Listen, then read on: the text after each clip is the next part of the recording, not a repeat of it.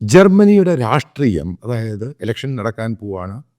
ഫെബ്രുവരി 23 പൂർണ്ണമായിട്ടും മാറി മറിയുകയാണ്. അപ്പം നേരത്തെ ഒരു സർവേ റിപ്പോർട്ട് ഞാൻ പറഞ്ഞിരുന്നു.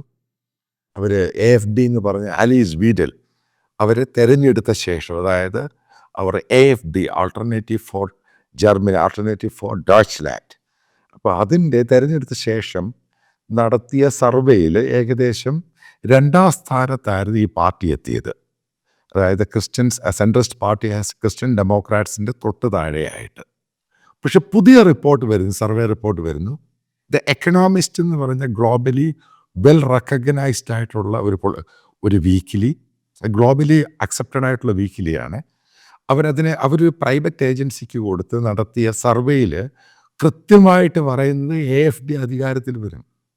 അതായത് അടുത്ത ജർമ്മനിയുടെ ചാൻസലറായിട്ട് ആലീസ് വീഡൽ അവരധികാരത്തിൽ വരും. അതിൻ്റെ ഏറ്റവും വലിയ തമാശയായിട്ട് പറയുന്നത്, ഈ ആലീസ് വീഡൽ എന്ന് പറയുമ്പോൾ അവർക്ക് ഈ അടുത്ത സമയത്ത് അതിഭയങ്കരമായ പോപ്പുലാരിറ്റിയും പ്രസക്തിയും കയറി. എൻ്റെ ഒന്നാമത്തെ ഫാക്ടറായിട്ട് പറയുന്നത്, ജർമ്മനിയിലെ ഇടതുപക്ഷ റാഡിക്കൽസ് വലിയൊരു വിഭാഗം അവരെ പിന്തുണയ്ക്കുകയാണ്. അവർ ജർമ്മനിയുടെ അധികാരത്തിലോട്ട് വരുവാൻ വേണ്ടി അവർ വോട്ട് ചെയ്യാൻ തീരുമാനിച്ചു എന്നാണ് പറയുന്നത്. അവർക്ക് വലിയൊരു ഗ്രൂപ്പുണ്ട്, ജർമ്മൻ റാഡിക്കൽസ് എന്ന് പറയുന്നത്. അതായത് ലെഫ്റ്റ് ലിബറൽ റാഡിക്കൽസ് അവർ പോലും ആലീസ് വീഡൽ എന്ന് പറഞ്ഞവർക്ക് വോട്ട് ചെയ്യാൻ തയ്യാറാകുന്നു. ഇനി മറ്റൊരു സംഭവം, വലിയൊരു വിഭാഗം ചെറുപ്പക്കാർ ആദ്യമായിട്ട് വോട്ട് ചെയ്യുന്നവരും, ഇവർ പൊതുവെ ജർമ്മൻകാരങ്ങനെ വോട്ടിങ്ങിന് പോകുന്ന കക്ഷികളൊന്നുമില്ല. അപ്പോൾ അവരുടെ ഇടയ്ക്ക് സർവേ നടത്തി കഴിഞ്ഞപ്പോൾ അവർ ഇപ്രാവശ്യം വോട്ട് ചെയ്യും. അത് ഈ പറയുന്ന AfDക്കായിരിക്കും വോട്ട് ചെയ്യുന്നത്. അതായത് 2ാമത്തെ പ്രധാനപ്പെട്ട ഘടകം.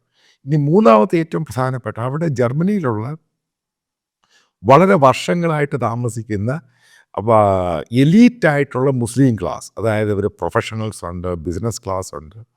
അപ്പോൾ അവരും പറയുന്നത് AfD അധികാരത്തിൽ വരട്ടെ. അതായത് AfDയുടെ ഏറ്റവും പ്രധാനപ്പെട്ട സ്ലോഗൻ എന്ന് പറഞ്ഞാൽ റീഇമിഗ്രേഷനാണ്. അതായത് ഈ അവിടെയുള്ള മുസ്ലിങ്ങളായിട്ട് വന്നവരെ പുറത്താക്കുക. പക്ഷേ അവിടെ ഇൻഫ്ലുവൻഷ്യലായിട്ടുള്ള, അവിടെ ബിസിനസ് ചെയ്യുന്ന പ്രൊഫഷണൽസും നല്ല ജോലിക്കാരും പറയുന്ന AfD വരുവാണെങ്കിൽ ഈ മുസ്ലിങ്ങളെ പുറത്താക്കിയാൽ ജർമ്മനിക്ക് സമാധാനമുണ്ട്. മുഴുവനും തിരിഞ്ഞു മറിയുകയാണ്. അതായത് അതുകൊണ്ട് അതിൻ്റെ കാൽക്കുലേഷനിലാണ് വീക്കിലി പറയുന്നത്. അതായത് ഇപ്രാവശ്യം ആലീസ് വീഡലായിരിക്കും ജർമ്മനിയുടെ ചാൻസലറാകാൻ പോകുന്നത്. അതിനുള്ള ചാൻസ് വളരെ അധികമുണ്ട്. കാരണം അവരുടെ സർവേക്കകത്ത് ഏകദേശം 4-5% സെൻട്രിസ്റ്റ് പാർട്ടിയായ ക്രിസ്ത്യൻ ഡെമോക്രാറ്റ്സിനേക്കാളും മുകളിലായിട്ട് വന്നു. ഈ 5% മുകളിലായിട്ട് വരുന്നത് ഭയങ്കര ഡിഫറൻസാണ് ഈ സംഭവം. പിന്നെ മറ്റൊന്ന്, അതായത് ജർമ്മനിയിൽ അങ്ങനെ ഈ സാധാരണക്കാരായിട്ടുള്ള ആളുകൾ, അതായത് ജർമ്മൻകാർ, അപ്പോൾ അവർക്കൊക്കെ താല്പര്യം എന്ന് പറയുന്നത് ഈ പറയുന്ന ജർമ്മൻ അറ്റാക്ക് തന്നെയാണ് ഏറ്റവും ഇഷ്യൂ ആയത്. അവിടെയുള്ള ക്രിസ്ത്യൻസ് ആയിട്ടുള്ള ആൾക്കാർ, ഈ ക്രിസ്ത്യൻ ഡെമോക്രാറ്റിക് പാർട്ടി എന്ന് പറഞ്ഞ സെൻട്രിസ്റ്റ് പാർട്ടിയെ, അതിന് വോട്ട് ചെയ്യുന്നവർ പോലും AfDക്ക് വോട്ട് ചെയ്യാൻ തീരുമാനിച്ചു. അതായത് നമ്മൾ കൺക്ലൂഡ് ചെയ്യുന്ന പാർട്ടെന്ന് പറയുന്നത്, ആലീസ് ഫോർ ഡോച്ച്ലാൻഡ് എന്ന് പറഞ്ഞ മുദ്രാവാക്യമാണ് മുഴക്കിയിരിക്കുന്നത്. നേരത്തെ ഇവർ ഈ റിട്ടേൺ ടിക്കറ്റിൻ്റെ ഒരു ക്യാമ്പയിൻ നടത്തി. അതിനെതിരെ അവിടുത്തെ പോലീസ് കേസൊക്കെ എടുത്തു. പക്ഷേ അതിഭയങ്കരമായിട്ട് ഇതങ്ങ് വൈറലായി അങ്ങ് മാറി. അതായത് ജർമ്മനിയിൽ മുഴുവനും വൈറലായിട്ട് മാറി ഈ സംഭവം. അതോടുകൂടി AfDയുടെ ക്യാമ്പയിൻ ഇവർ അക്സെപ്റ്റ് ചെയ്തു. റെഡ് മീറ്റ് ക്യാമ്പയിൻ എന്നും പറഞ്ഞ് വേറെ ക്യാമ്പയിൻ നടത്തി. അത് ഭയങ്കര സക്സസ്ഫുള്ളായി.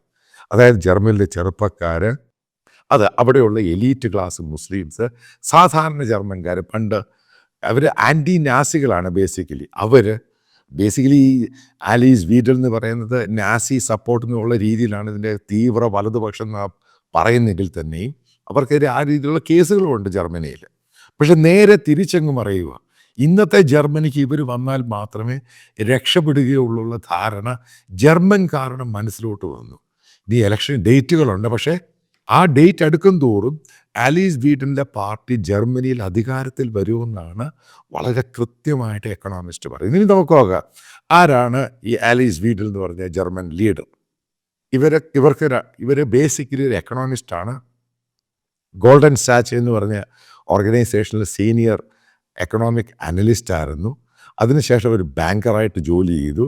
അപ്പോൾ ഇവർ സ്വിറ്റ്സർലൻഡ് വെച്ച് പരിചയപ്പെട്ട മറ്റൊരു സ്ത്രീയുണ്ട്, സാറ ബോസൻ. അവർ ബേസിക്കലി ശ്രീലങ്കൻ ഒറിജിനാണ്. ഇവർക്ക് 2 കുട്ടികളുണ്ട്. അവർ സ്ത്രീയാണ്. ഇവർ LGBTQ ആയിട്ട് സെയിം സെക്സിലാണ് ജീവിക്കുന്നത്. അവരുടെ കൂടെ പാർട്ട്ണറായിട്ടാണ് ജീവിക്കുന്നത്. അതായത് ബേസിക്കലി വലതുപക്ഷ തീവ്ര അവർ ഈ പറയുന്ന LGBTQവിനെ അനുകൂലിക്കുന്നില്ല. പക്ഷേ ഈ ആലീസ് വീഡിലും സാറ ബോസർ എന്ന് പറയുന്നവർ സെയിം സെക്സ് ആണ്. അവരാണ് പാർട്ട്ണർ. അവർക്ക് 2 കുട്ടികളുണ്ട്. നേരെ എല്ലാം കാര്യങ്ങൾ നമ്മൾ നോക്കണം. എങ്ങനെയാണിത് പോകുന്നത്. ഇവർ അവിടെ അറിയപ്പെടുന്ന ഈ പത്രങ്ങളിലൊക്കെ അറിയപ്പെടുന്ന ഒരു എക്കണോമിസ്റ്റ് കൂടിയാണ് ഈ ആലീസ് വീഡിൽ എന്ന് പറയുന്നത്. കാരണം ജർമ്മൻ എക്കോണമിയെ പറ്റിയും ഒരു ബാങ്കർ കൂടിയാണ്.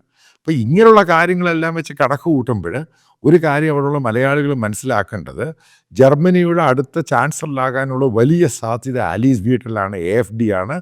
അതേപോലെ അവിടെ ലിബറലായിട്ടൊക്കെ സംസാരിക്കുന്ന പല മലയാളികൾ സൂക്ഷിക്കണം. ജർമ്മൻകാരുടെ ഇടയ്ക്ക് വല്ലാത്ത പക കയറിയിട്ടുണ്ട് മുസ്ലിം കമ്മ്യൂണിറ്റിയോട്. അതുകൊണ്ടാണ് പോപ്പുലറായിട്ട് അവർ ആലീസ് വീഡിലിനെ സപ്പോർട്ട് ചെയ്യുന്നത്. പല ഭാഗത്തും ഇവർക്ക് അനുകൂലമായിട്ടുള്ള ക്യാമ്പയിൻ വളരെ ശക്തമായിട്ടാണ് പോകുന്നത്. അതായത് നിശബ്ദമായ ക്യാമ്പയിനാണ് നടക്കുന്നത്. അതുകൊണ്ടാണ് നേരത്തെ നടത്തിയ ഈ സർവേയുടെ ഫലങ്ങൾ യാഥാർത്ഥ്യമല്ല. അതുകൊണ്ടാണ് ഈ പുതിയ സർവേക്കകത്ത് പല വെർട്ടിക്കൽസും ഫാക്ടേഴ്സും കയറി വന്നിട്ട് ജർമ്മൻകാരുടെ ഒരു പോപ്പുലർ ലീഡറായിട്ട് പെട്ടെന്നാണ് ആലീസ് വീഡിൽ, അതായത് AfD പാർട്ടിയുടെ നേതാവിനെ അവർ അക്സെപ്റ്റ് ചെയ്യുന്നത്. ഒരു കാര്യം കൃത്യമായിട്ട് ഞാൻ നേരത്തെ ഒരു വീഡിയോയിൽ പറഞ്ഞത് നിങ്ങൾക്ക് ഓർമ്മയുണ്ടാകും. കാരണം ജർമ്മൻകാരും മടുത്തു. ആ മടുപ്പിൻ്റെ സംഭവമാണ് ഇത്രമാത്രം അനുകൂലമായിട്ട് ആൻറ്റി മുസ്ലിം ക്യാമ്പയിൻ അവിടെ ശക്തമായത്. അതിനകത്ത് എലീറ്റ് മുസ്ലിംസ് മനസ്സിലായി, നാളെ ഈ പറയുന്ന മതഭീകരന്മാരായ മുസ്ലിം കമ്മ്യൂണിറ്റി അവിടുന്ന് പുറത്താക്കിയില്ലെങ്കിൽ അവരുടെ കാര്യം കട്ടപ്പോകുകയാണെന്ന്. അപ്പം അതുകൊണ്ടാണ് അവരും പറഞ്ഞ ആലീസ് വീഡിൽ വന്നിട്ട് എന്നാൽ മാത്രമേ ജർമ്മനിയിൽ പഴയ ജർമ്മനിയായിട്ട്, അതായത് സ്ട്രോങ് ജർമ്മനി ആയിട്ട് പോകാൻ സാധിക്കുകയുള്ളൂ. ഇതേപോലെ സെൻട്രിസ്റ്റ് ആണെങ്കിൽ ലിബറൽ പാർട്ടിയെ തള്ളിക്കളയുവാൻ അവിടെയുള്ള മുസ്ലിം ജനതയും തയ്യാറായി. ഇതെല്ലാം കൂടെ ക്ലബ് ചെയ്യുമ്പോൾ വരാൻ പോകുന്ന അവിടുത്തെ ജർമ്മൻ ചാൻസലർ എന്ന് പറഞ്ഞാൽ ആലീസ് വീൽഡായിരിക്കും. കാരണം വലിയ ചെറുപ്പക്കാരുടെ സപ്പോർട്ട് വലിയ രീതിയിലാണ് കിട്ടുന്നത്. അവരാണ് ഇവർക്ക് ഏറ്റവും കൂടുതൽ ക്യാമ്പയിൻ ചെയ്യുന്നത് സോഷ്യൽ മീഡിയയിൽ. അതേപോലെ തന്നെ അവരുടെ ഏറ്റവും വലിയ സംഭവം, അതായത് ഈ അടുത്ത സമയത്ത് ഇലോൺ മസ്ക് ട്വിറ്ററിൽ അവരുടെ ഇൻ്റർവ്യൂ പബ്ലിഷ് ചെയ്തു. അതിന് അതിഭയങ്കരമായ പോസിറ്റീവായിട്ടുള്ള റിസപ്ഷനാണ് കിട്ടിയത്. അത് എല്ലാവരും കണ്ടു എന്നാണ് പറയുന്നത്. അതോടുകൂടിയാണ് ഇവർക്ക് പോപ്പുലാരിറ്റി ജർമ്മനിയിൽ, അതായത് ചെറുപ്പക്കാരുടെ ഇടയ്ക്ക് ഇത്രമാത്രം കൂടാനുണ്ടായ കാരണം.